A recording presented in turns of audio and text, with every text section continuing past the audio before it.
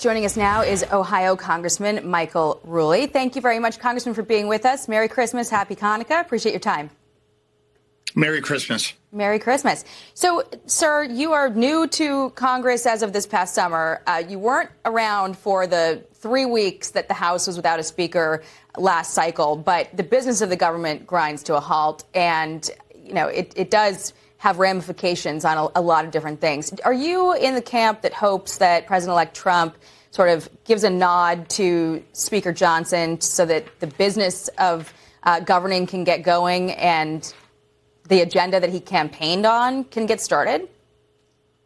I think you've seen President Trump already do it 2 or 3 times in the last 5 or 6 months where different members were getting a little uppity against the speaker. You know, is the speaker perfect? No. Is he a good guy? Yes. He is trying his hard to keep united. I think we have to study history. 2016, we squandered way too much time when we had all 3 branches of government. We can't do it again. I am asking the members of the conference, let's get to work. Let's get it done right now. So I hear from that answer that you would support Mike Johnson being reelected speaker. I do support Speaker Johnson for being the speaker right now. Yes. Okay. Want to bounce over to some of the agenda that we have been talking about, because the president-elect has been having his sort of foreign policy come into the foreground. There was discussion about the need for the U.S. to retake control of the Panama Canal unless Panama reduces the fees that American ships are charged for passage. Where do you come down on that? What did you think when you saw that sort of break out into the news cycle a day or two ago?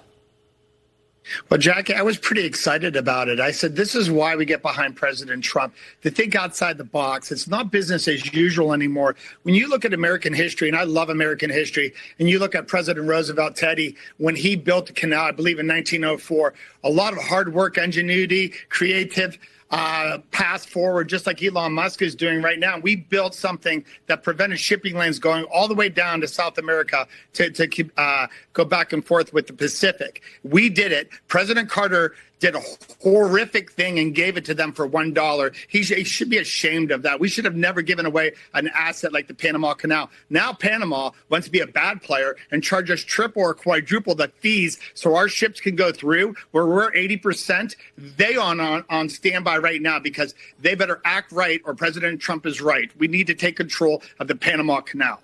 Well, the Panamanian president pushed back and said basically that the tariffs that are charged are set with a system, that it's not arbitrary, and rejected the claim that the U.S. is being ripped off. So we'll see if they can come to some sort of an agreement. We've seen the president-elect successfully use tariffs in the past or tariff threats in the past to try to drive some negotiations. But if that doesn't work out, I mean, how do you take control of the Panama Canal? Do you invade Panama?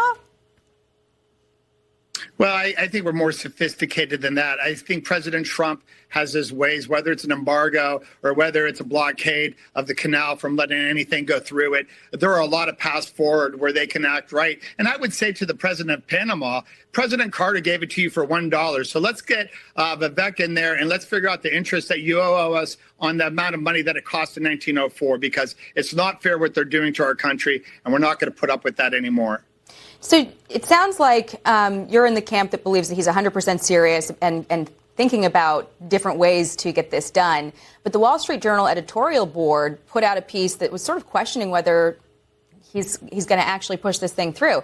The headline was, "Will Trump invade Panama?" The quote is, "It's hard to know how seriously to take Mr. Trump's broadsides, but threatening a takeover would require an invasion that may court more trouble than he imagines." That's the Wall Street Journal editorial board. What do you say to that? I would say to the board, it's the art of the deal. I mean, he's become a master of the art of the deal. There are so many different ways to get things done without physical violence. And I think President Trump is going to be spot on how he's going to start with the pressure. I mean, you have to think about it. He's not even sworn in yet. And think about the amount of pressure that is put on of the president of Panama right now. It's genius. It's a perfect example of art of the deal. And very quickly, because it wasn't just the Panama Canal, but Greenland was also coming into focus. The president of Denmark said that Greenland's not for sale. But seems like Trump is trying to, set his designs on that. Again, it failed in 2019. He wanted to buy them back then. That was rejected. Do you think that he's serious as well about buying Greenland? Well, all I would say to that, I would say that the officials in Copenhagen should get on the president's scheduler immediately and get your butts to Washington. And let's figure out what you're doing with Greenland, because if you can't do it, we will. Interesting. All right. Congressman Michael Rulli, really appreciate your time. Merry Christmas. And Merry thanks for being Christmas here. to you. Thanks so much. Rich. All right, Jackie.